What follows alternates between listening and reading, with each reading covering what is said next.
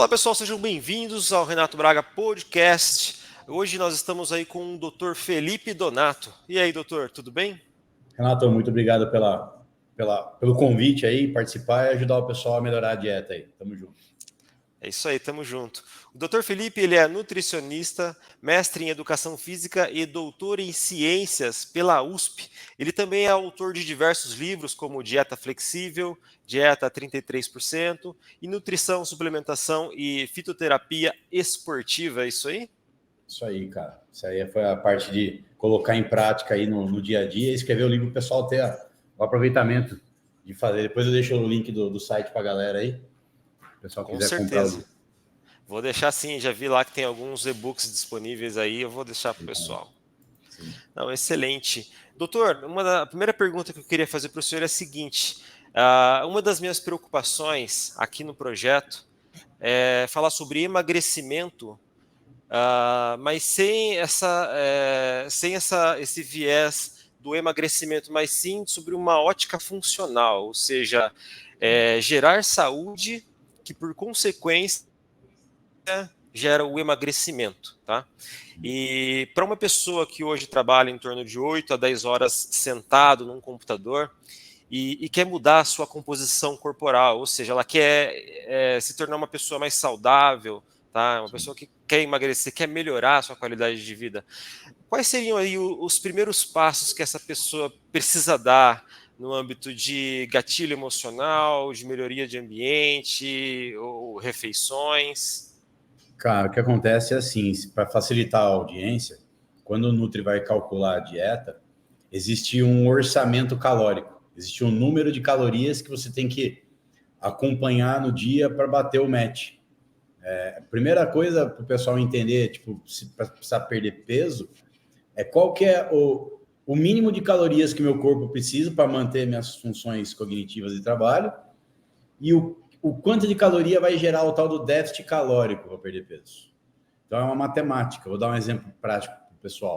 Um homem de 80 quilos, o metabolismo basal dele, que seria o mínimo de calorias que ele usa para ficar parado trabalhando no escritório, se a gente multiplicar 20 calorias pelo peso dele, eu tenho um mínimo de 1.600 calorias. Então, é muito pouco para um homem comer 1.600. Então, o que a gente faz na literatura?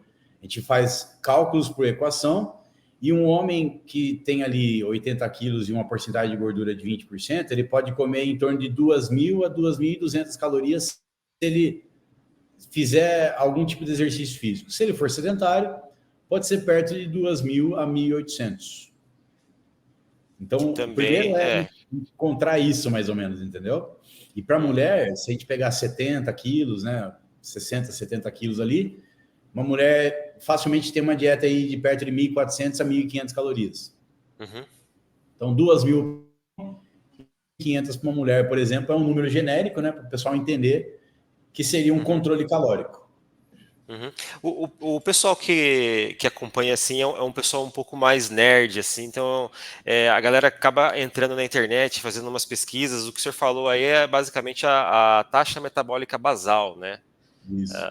Um cálculo por cima, acho que a gente consegue entrar na internet e encontrar. Não, Inclusive, tem equações, sim. dentro Até se a galera, das desculpa que te eu cortando, vi, se a galera tá? quiser, pode pegar o valor da taxa metabólica e multiplicar por 1,2, que é o Olha aí. fator de atividade física normal, tipo de deambulação de escritório. Então, vou fazer aqui rapidinho, pessoal.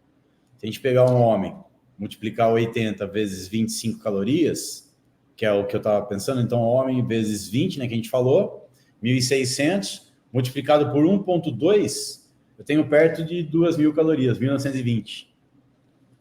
Então, é por isso que 1,2 existe o cálculo taxa metabólica de repouso multiplicado pelo fator de atividade física 1,2.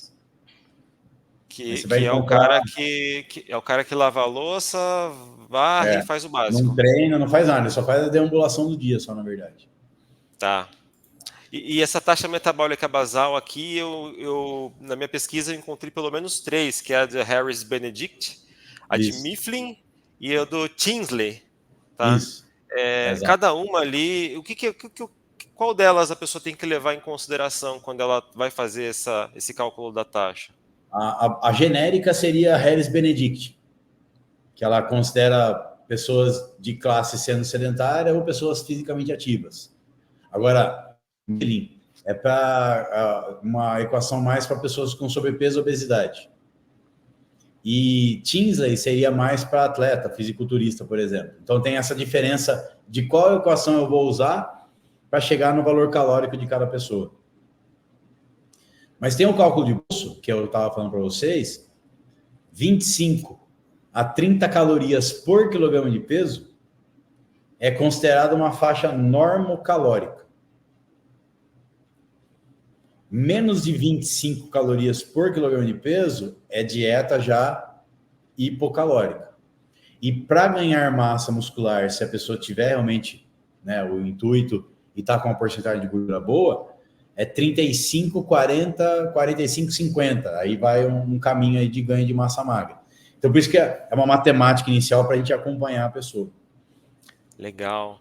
E quando a gente fala, né, de transformar essas calorias em dinheiro, assim, por assim dizer, para se alimentar, né, no sentido de, pô, olha, isso aqui custa tantas calorias, isso tal. Há uma diferença das calorias, né, quando a gente pensa nos macronutrientes, por exemplo. A pessoa muitas vezes opta por algo mais palatável. Então, o camarada vai fazer o cálculo comendo uma batata chips, por exemplo, Sim. que é vazio. Tá? E quais seriam as melhores escolhas assim para as pessoas tratando de macro? É uma boa pergunta, porque a caloria total, depois que você encontrou esse valor, se você pegar e pensar no seu dia, quantas refeições eu faço por dia, por exemplo? Então, o nutricionista ele vai ter essa conversa com a pessoa e entender, tipo, ó, como que é seu dia a dia, seus horários. Então, vamos pensar, 8, café da manhã, por exemplo, meio-dia, almoço, 18 da tarde, um lanche da tarde, ou 17, 18, e um jantar 8, 9 da noite. Você teve 4 refeições. Um homem que a gente falou aí de 2.000 calorias, arredondando, ele vai ter 500 calorias por refeição. Entendeu? Só que aí que tá, tem gente que não consegue bater exatamente 500 em todas. Ele vai comer um pouco mais em uma, um pouco mais em outra, né? Então, a escolha da caloria, se você pegar a batata que você me falou agora, o saquinho total facilmente vai ser tipo 300 calorias. Só que essas 300 calorias vai ser oriunda de carboidrato e gordura. Não vai ter tanto macronutriente proteína no meio. O que vai acontecer? Essa caloria vai ser de fácil digestão, fácil assimilação e pouca saciedade. Aí é que tá. Não vai matar a fome. Aí é que tá. Muitas pessoas acabam optando por um café da manhã mais fast. Isso. Aí dá umas 10 horas da manhã, bate aquele pico, e o camarada vai voltar de novo para a geladeira para encontrar algum tipo de sabotador antes do almoço. Exato. A ideia é conversar com a pessoa e não fazer exatamente o que ela está fazendo porque ela não está dando certo. Então cara, você não tem tanta fome de manhã, beleza. Mas você não pode comer nada zero, porque aí vai dar fome às 10. Então, se você quiser, a gente puxa o café da manhã às 10, se você puder, se tiver um home office em casa. Você almoçaria lá pela 1h30 da tarde, que dá umas 3 horas e meia depois, e fica mais pensado para a tua rotina. Mas o problema nunca eu sempre brinco nos vídeos, de você não comer um alimento de fácil digestão nos intervalos. Tipo, o erro clássico é a fruta. As pessoas às vezes optam pela fruta achando que, né, tô saudável, né? É saudável. Quando a gente tem o alimento ali no intervalo das refeições que você não comeu bem e às 10 horas você pega uma maçã, pô, a maçã é uma boa fruta, ótima fonte de carboidrato e fibra, porém ela absorve muito rápido e o seu estômago esvazia muito rápido. Em 10 minutos depois você tá roncando a barriga de novo, né? Então o que eu falo para o paciente, ó, sei lá, você comeu os ovos mexidos de manhã com café preto, beleza. Eu juntaria a fruta com a granola ou a aveia de manhã, por exemplo. Então, cara, separou, comeu o ovo e comeu a fruta depois. Só que eu tenho que colocar alguma proteína junto com a fruta, para que ela absorva mais lento. Então, o iogurte, por exemplo, com a fruta seria uma combinação boa. Agora, só ela, como eu brinco que é jogar tampinha de álcool no fogo, né? Você estimula mais a fome ainda, entendeu? Tipo, come bolachinha, vai na sala dos professores, ele pega um negocinho ali, já era, cara. Tipo, dá muito trabalho. Então, se a pessoa organiza, tipo, eu tenho, 4, 5 refeições por dia, ela teria que, para ficar melhor para ela, juntar o carboidrato, a proteína e a gordura na mesma refeição. Essa seria a dinâmica. Entendi. E a chave de tudo isso, pelo que eu entendi, é a logística, né? Porque itens mais fáceis, né, normalmente são aqueles que o pessoal opta. Ó, eu tenho 2 minutos para fazer um pit stop. Pô, vou no banheiro, pego um pacote de salgadinho, um pacote de bolacha, trago aqui para a mesa e Sim. mando bala. Então, Não, é uma questão que, por exemplo, eu estou aqui na Faria Lima, no Condado, né? E tem muito mercado financeiro aqui, muito escritório, muita parte corporativa. Então, assim, não é costume do pessoal do escritório ficar levando um marmitinho igual bodybuilder. Assim, tem uns que são assim, mas é uma organização. Então, se eu tenho um paciente que está no escritório, ele está fechado numa sala, que ele tem outras pessoas trabalhando junto e ele precisa comer, eu tenho que pegar alguma coisa ready to go, né? Tipo, uma coisa prática que esteja formatada ali no que ele precisa. Então, eu dou de dica para o pessoal escolher barrinhas de proteína, que elas ajudam a você bater os 3 macronutrientes: o carbo, a proteína e a gordura. e traz uma certa saciedade ali e Dá é um palatável saborzinho. também, né? É docinho ali, a parte da... É um dos melhores lanches da tarde aqui para os pacientes, é uma barra de proteína, porque ele já almoçou salgado. A próxima refeição ele vai querer uma refeição doce, por exemplo. Então a barrinha encaixaria uma refeição adaptada no escritório, mas, cara, tudo que você organiza previamente, você paga mais barato e come melhor. Olha aí. No final, né? Se você tenta adaptar a dieta no meio do caminho, você vai querer comprar umas coisas, mas aí você não vai achar coisa de qualidade, vai gastar uma grana a mais ali e ainda não fez o que deveria fazer, na verdade. Exato. E mesmo a pessoa parada o dia todo, sendo atarefada, ela consegue, modulando a alimentação, ter um certo resultado sem atividade física?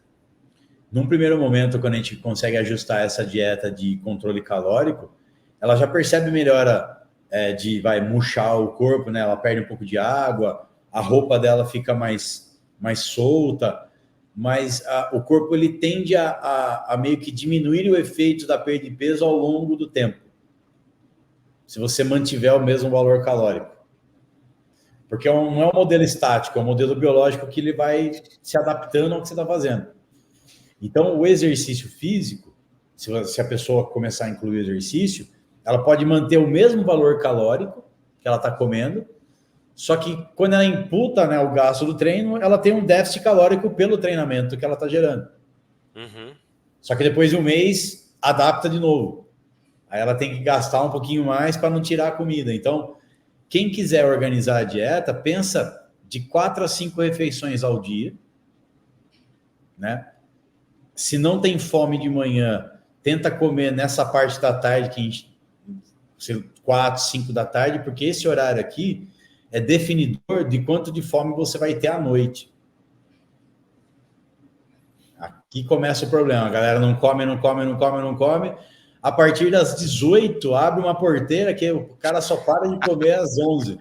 Isso é verdade. É normal acontecer. E não é igual. Não é porque eu sou nutri que eu não vou ser assim. É que eu me antecipo comendo ao longo do dia para não ter essa fome à noite, na verdade, né? Exato, tá certo.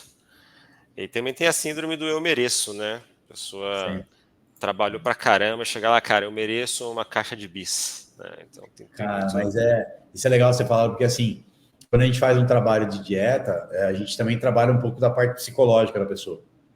Não é só mandar comer, né? Tipo, pelo menos a minha parte como nutricionista, eu brinco que eu tento ser o último nutricionista da pessoa, para não precisar trocar mais, na verdade, né? Então eu fico junto na parte da empatia, porque não que eu vá cortar o que ela gosta de comer, mas ela precisa entender que por vezes no automático ela está comendo aquilo porque ela está gerando um prazer a partir daquilo, mas que ela poderia gerar de outra forma. Exato. Né? Então, se você pega, por exemplo, sei lá, eu sei que eu vou fazer uma refeição no escritório e não vou direto para casa e vou para academia. Então, ao invés dela comer o chocolate nesse horário que ela está na academia, ela está trocando o prazer, teoricamente, pela academia. Eu sei que é difícil falar isso para quem não treina, né? Mas você consegue dos dois lados, tanto pela comida quanto pelo exercício, né? Você gerar uma mudança de neurotransmissor. Então eu falo, ó, você pode comer, mas se você estiver bem na dieta, comendo bem, esse merecimento vai ser menor, ou a necessidade de você fazer isso, porque você já está alimentado e você não teve oscilação do neurotransmissor. Qual que é o problema? Exato. É esticar a corda muito de um lado para o outro. Tipo, eu não como, eu não como, eu não como, eu me privo, eu me privo, eu me privo, e aí a pessoa estoura para o outro lado. Né? Então, Exatamente. o símbolo da nutrição é uma balança, né? Então, eu preciso meio que dar uma balanceada nisso. Se ela quiser comer o chocolate à noite, a gente conversa de como ela pode fazer isso. Exato. Que é o 80-20, né? Sim. Não, eu ia pegar o logotipo aqui da nutrição, deixa depois eu nutrição. pego. Não, tranquilo. Mas é legal porque tudo que eu passo aqui para a galera que está assistindo o podcast é meio que o que acontece diariamente nas minhas consultas pelas conversas do cliente. Né? O pessoal faz sentido falar isso também. Você está sempre trazendo alguns casos nas lives, esclarecendo, falando bem, é legal, acompanho bastante.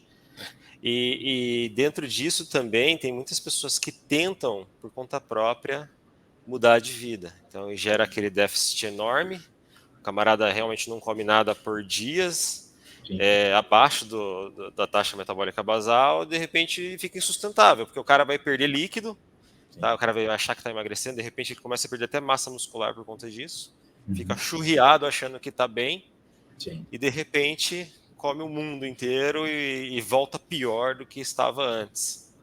Esse é o ciclo da frustração que a gente fala, cara. Até no Dieta 33 eu escrevi isso, porque aquilo que a gente estava comentando do carboidrato, de não passar fome no dia, meio que um arquétipo que está na cabeça da galera, principalmente pela internet, é que fazer dieta é passar fome. Tipo, comer pouco. Isso mudou bastante pela nutrição ter crescido bastante, mas na grande maioria do ofegão médio ali, que nunca sabe que é caloria, macro, o Nutri vai cortar e vai mandar ele tomar chá e comer bolacha e tal. Então, quando a pessoa ela faz uma dieta que ela come de forma correta, ela até assusta da quantidade de alimento que ela está comendo. E aí você engana o sistema nervoso para não chegar nessa situação de tipo, quer saber? Dieta não funciona.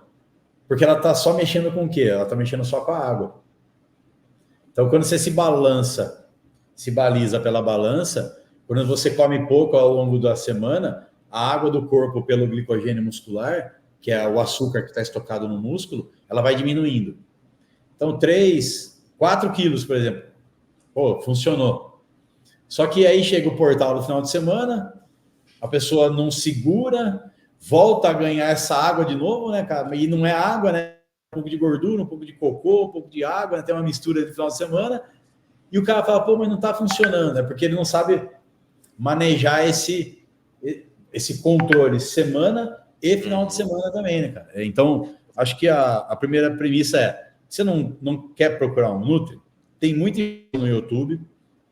Posso falar no Instagram aqui que tem muito Reels legal, que a galera curte. Tem muita gente na internet que dá pílulas de como você pode ajustar a dieta inicialmente, né? Mas assim, quando você procura um Nutri, é como se você estivesse procurando um alfaiate, né? O cara vai costurar, tipo, para você, né? Tipo, é um terno feito para você. Mas você consegue ter resultado no autônomo, tentando ajustar algumas coisas, mas você vai ver que vai parar em determinado momento e não vai continuar tendo efeito. Exato, é feito baiacu lá. Você comentou da pessoa fazer uma pesquisa, né, nos Reels, nas redes e tentar ali buscar conselhos e ideias. É interessante, porém às vezes é um pouco perigoso, porque cada um envereda por um lado diferente.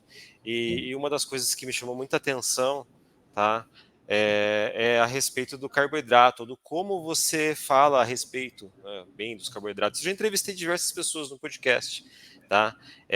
Pessoas que falam bem, pessoas que falam mal, pessoas seletas selecionam melhor os tipos, do tipo orgânico, sei lá, rápida absorção, enfim.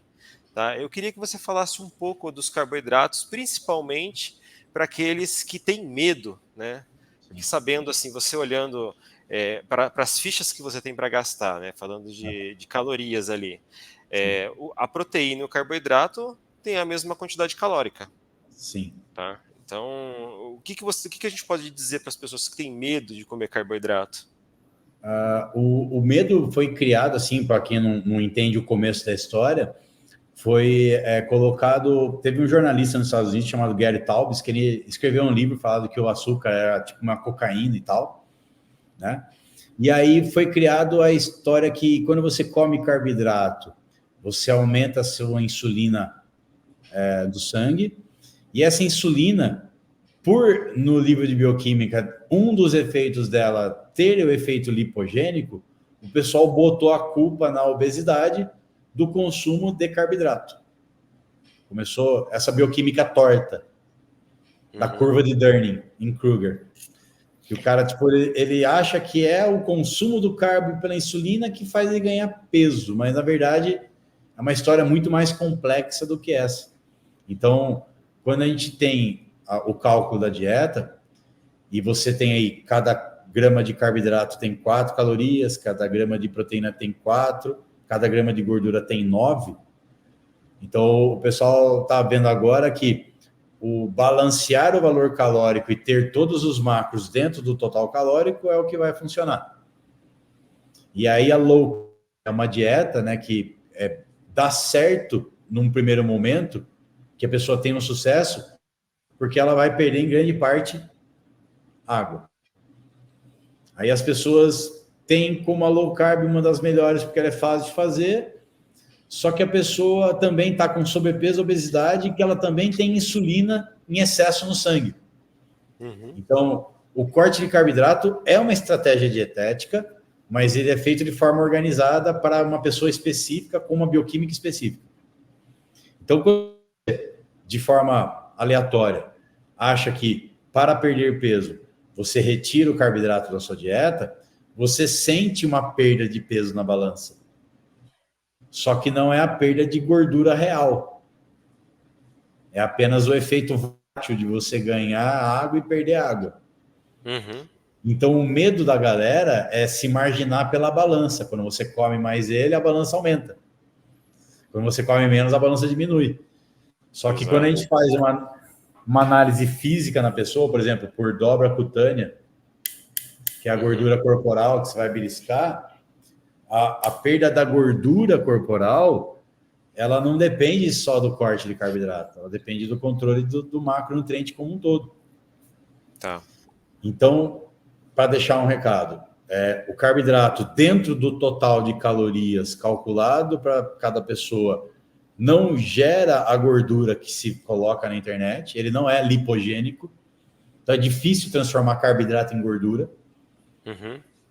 Primeiro ponto. E o segundo ponto você nunca, de certa forma, nos alimentos mais calóricos, você nunca está comendo carboidrato sozinho. Você sempre está comendo carboidrato junto com a gordura. E essa é a mistura mais potente para você ter gordura, de fato. Então, os carboidratos, no meu livro Dieta 33%, qual que foi a jogada? Como os dois, macro, proteína e carboidrato, têm a mesma quantidade de caloria, teoricamente, o que eu fiz? Eu calculei uma dieta que tem, na mesma refeição, a quantidade de macronutriente, carboidrato e proteína igual. Por quê? Isso gera um efeito de saciedade. Tipo, 30 gramas de carboidrato equivale a 100 gramas de arroz, 30 gramas de proteína equivale a 100 gramas de frango. Então, 100 de arroz e 100 de frango é uma das medidas da dieta 33%. Agora, se eu pegar sobre aquele pico, né? Isso. Aí eu ia falar da insulina para vocês. Então, quando você come um pão que tem um carboidrato, né, um carboidrato refinado ali, uma farinha branca, sozinho, a insulina e a glicose ela sobe rápido, só que ela desce rápido. Então ela fica numa montanha russa. Isso se chama índice glicêmico. É a velocidade que o alimento consegue impactar na glicemia, certo? Isso. Velocidade. O que você come na dieta, o carboidrato, ele não está sozinho na refeição. Ele está com outros alimentos em conjunto numa dieta normal, que você não coma só pão, só macarrão, só bolacha, né? Então, um prato de comida, arroz, feijão, carne, salada. O que você tem ali? Você tem o carboidrato no arroz, mesmo branco. Você tem o feijão que tem carboidrato, fibra e proteína. Você tem a carne que tem proteína e a salada que tem fibra. O que vai acontecer? O arroz que faz assim sozinho, ele vai fazer assim, ó, na refeição. Uhum. Ele não vai dar a barriga grande, ele vai dar uma curva menor, ele vai ficar mais tempo na corrente sanguínea. A gente chama carga glicêmica. Sim. É o quanto de carboidrato você está comendo e o quanto isso impacta da refeição na insulina e na glicose do sangue. Então, eu consigo te fazer comer pão branco, ao invés de manteiga, você coloca ovo no meio. Justamente isso que quer dizer. Se você substituir a manteiga por ovo, você já diminui essa curva, consequentemente vai trazer mais saciedade, por assim dizer, né? Você não cortou o carboidrato, mas você trocou o nutriente que estava com o pão, que era manteiga, que é somente gordura, e você colocou proteína e gordura, que é dos ovos. Uhum. Então, o macronutriente que mais tampa, que mais dá saciedade, o primeiro é a proteína. Sim. O segundo é a gordura. E o terceiro é o carboidrato. Então, fica, tipo, se você misturar os três, né, na mesma refeição, que é o princípio da dieta 33, você tem uma saciedade pelo volume de comida, mas você segura esse impacto glicêmico pelo que você está comendo. Tá. Tapioca pode? Pode, tapioca pode, mas aí dá para colocar tipo frango desfiado no meio dela. Pois é, dá. Né? Tem essa seletividade também, né? Por exemplo, o camarada não sabe exatamente a diferença entre um pão, uma tapioca ou uma aveia, né? Qual desses ele deve escolher? Porque cada um ali tem nutrientes específicos, né? Tem, num primeiro momento, assim, o carboidrato mais, vamos dizer, mais saudável, pronto, que você não calculou, é sempre aquele que tem fibra junto, que é o considerado amido com fibra. Então, por exemplo, a aveia, ela tem os 3 macronutrientes. Ela tem o carboidrato, ela tem a proteína e ela tem gordura. Ela tem muito mais nutriente do que a tapioca. Mas ambos entram na mesma linha de pensamento de cálculo. Então, por exemplo, se eu pegar 60 gramas de tapioca, que vai dar umas 3 colheres de sopa cheia, mais ou menos, por tabela nutricional, vai ter 30, 40 gramas de carboidrato dentro de 60 gramas de tapioca. Uhum. Se eu transformar esses 30, 40 gramas de carboidrato em aveia, isso sobe para 60, 70 gramas de aveia. Só que a aveia tem a fibra, tem a proteína, tem beta-glucana, tem outros componentes ali que são mais saudáveis que a tapioca. Então, não é só o macro, né? É também a qualidade logo do lado ali do macro, na verdade.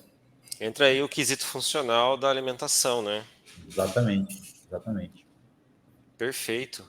E uma terceira pergunta que eu ia trazer também é para aqueles que, assim como eu, trabalham de casa, passam a maior parte do tempo sentados, mas querem ganhar massa muscular. A minha preocupação nesse sentido é a seguinte, né? Essas pessoas, quem elas têm como referência?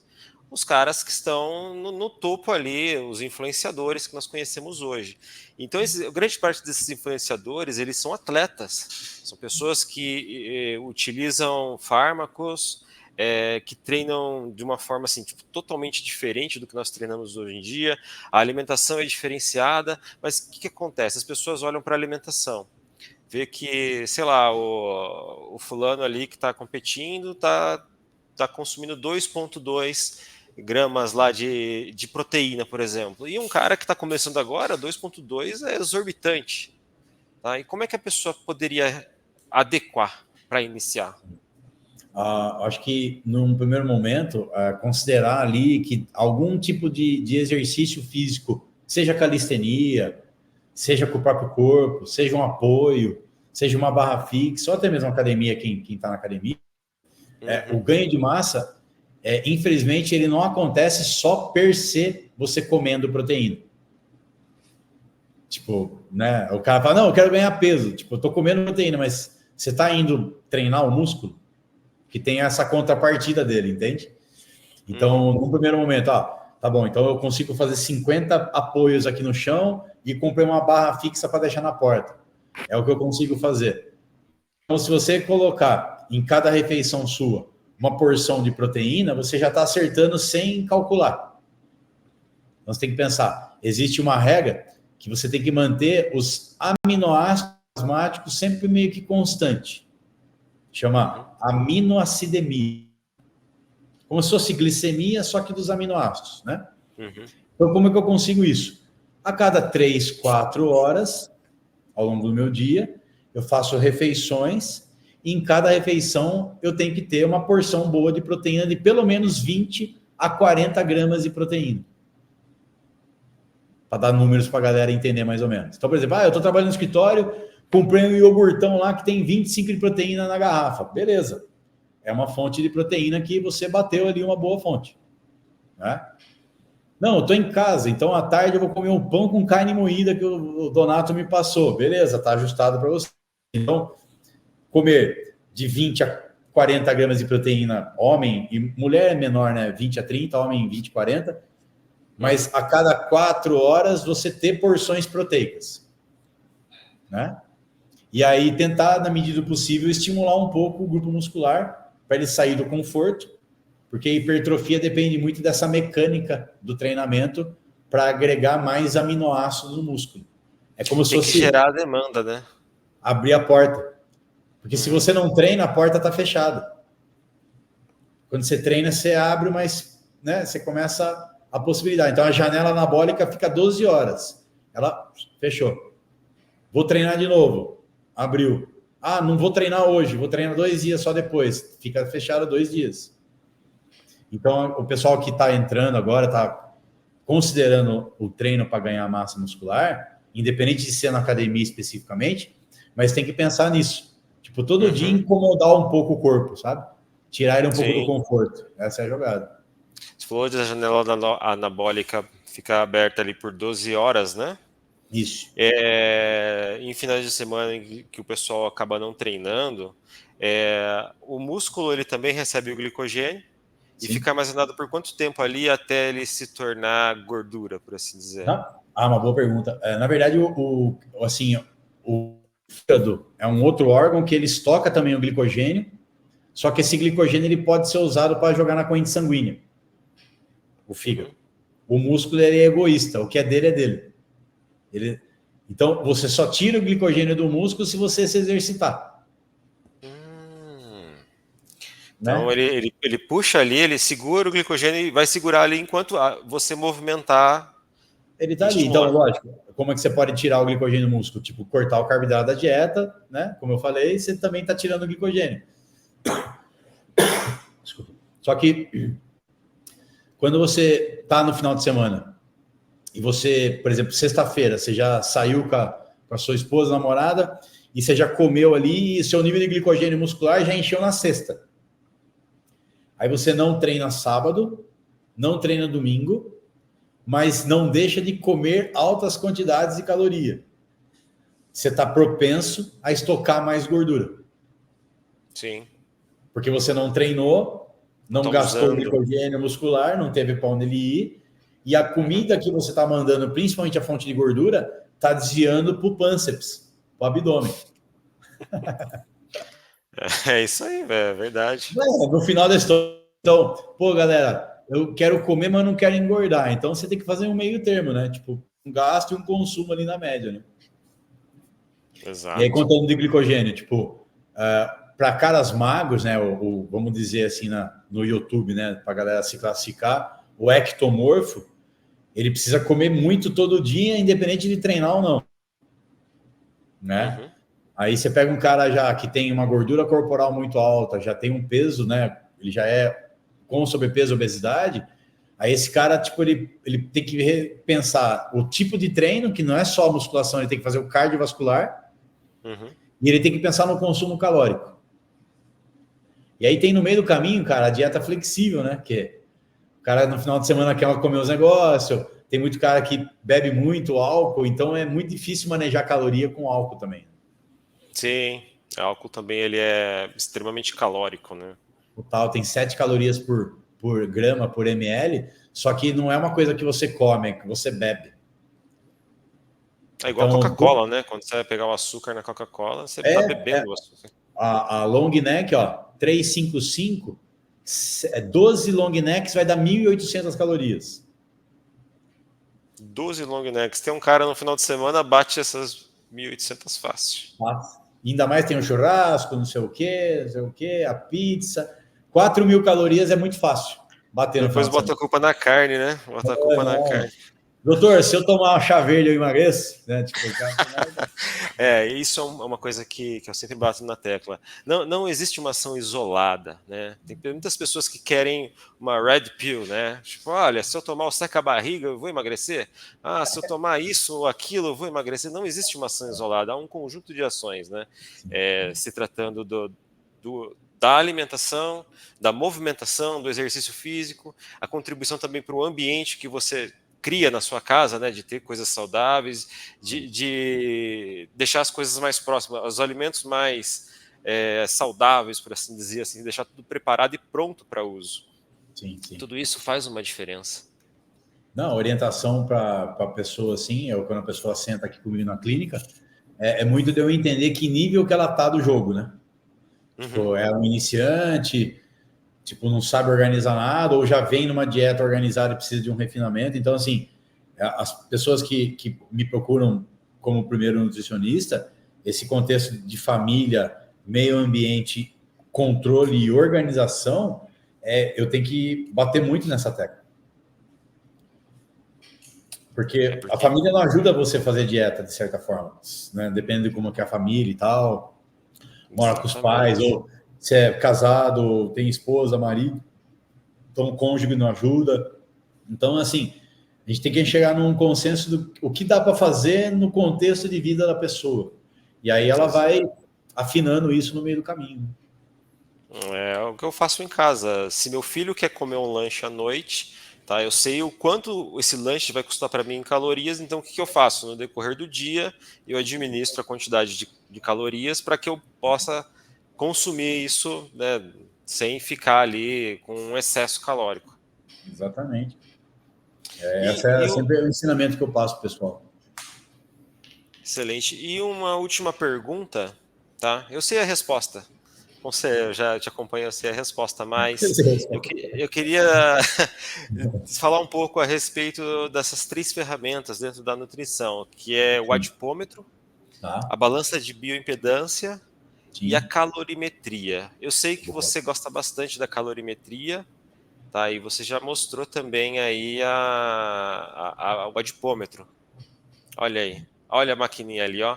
Eu fui cotar essa maquininha aí, cara, uns 15 mil, 20 mil reais aí, no mínimo. Aqui é porque, assim, o calorímetro, para quem não conhece, é um aparelho que ele vê o gasto calórico real por troca gasosa de gás carbônico e oxigênio. Troca gasosa. Então, o princípio de Lavoisier é o seguinte: cada 1 litro de oxigênio que você usa na respiração, você está gastando, em média, 5 calorias. Né? Então, tem um princípio ali na máquina, tem uma equação, a pessoa faz ali o teste 5, 10 minutos, e ela me dá a faixa da taxa metabólica de repouso sentadinho. O real. Chama padrão ouro, que é troca de gases. Então, eu comprei essa máquina faz 2 anos, é uma máquina usada. Isso no mercado novo vai custar entre 90 a 100 mil reais. O dólar oscila, no caso. O dólar oscila, meu amigo. E aí é uma ferramenta muito assertiva para não errar de fato o cálculo da dieta. Foi por isso que eu escolhi ela em detrimento, por exemplo, a uma balança de bioimpedância. Nada contra, né? Mas como eu sou mais old school, né? Sou mais velho, na época a gente aprendeu a fazer a dobra cutânea. E no caso, respondendo, a bioimpedância ela é muito assertiva em alguns casos, como por exemplo, clínica de obesidade. Tipo, lugares que eu não consigo ter uma efetividade numa avaliação física pessoal, sabe? Tipo, um ambiente hospitalar, Mas o problema é que na literatura, quando você joga lá no PubMed, né, para pesquisar trabalho científico, muito poucos trabalhos aceitam a bioimpedância como método de avaliação física. Uhum. O padrão ouro é o DEXA, a densitometria de duplo raio-x. Então, você deita no scanner, ele vai te dar osso, massa magra, órgãos, tudo. Então, como é difícil e o Nutri não solicita um exame visual, eu tenho que ter um amigo médico para fazer esse meio de campo para mim. Mas a bioimpedância, ela é assertiva, num primeiro momento, para sobrepeso e obesidade.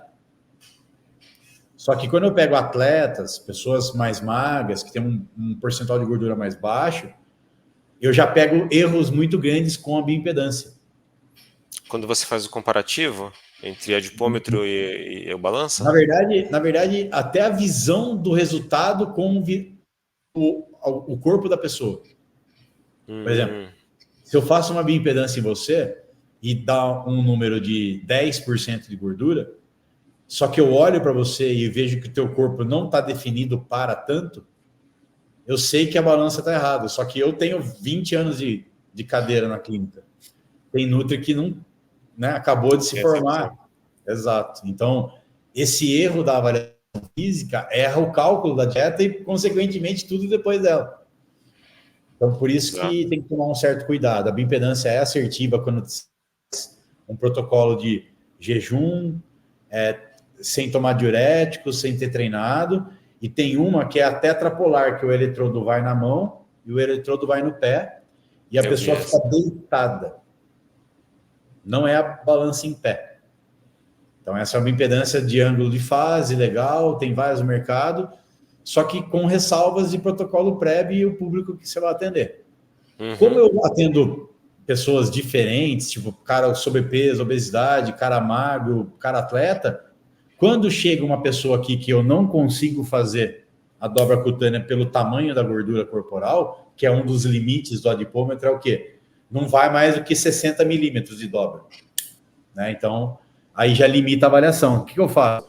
Eu faço a circunferência de pescoço, cintura e quadril. Eu ensino para meus alunos que tem uma equação para você estimar a sua porcentagem de gordura por circunferência. Legal. E aí a gente usa essa adaptação aqui na clínica para essa pessoa muito obesa. Mas DEXA é o padrão ouro de avaliação física. Para quem sabe fazer e escolher a equação dobra cutânea é assertivo. E entre escolher comprar uma bioimpedância ou um calorímetro. Né? No final da história. Depende da balança de bioimpedância, né? Porque tem umas baratas, mas tem umas também que é para lá de caro. E o pessoal, eu atendo a galera de fora, né? Tipo, dos Estados Unidos, tem da Inglaterra, da Europa inteira, né? Que eu atendo, que é online. A galera compra aquelas balancinhas de bioimpedância, tipo... Xiaomi lá? Tipo de farmácia. De farmácia e tal. E assim, dá muito erro. Então eu falo, cara, usa foto, usa espelho, usa roupa, circunferência, mas não dá para acreditar somente nesse tipo de avaliação, na verdade. Exato. Bom, excelente. Pessoal, eu conversei hoje com o Dr. Felipe Donato. Doutor, muito obrigado pelo seu tempo, pela sua participação. Eu tenho certeza que você agregou bastante aqui para nós. Fico feliz. Até a próxima, galera. Valeu mesmo. Valeu.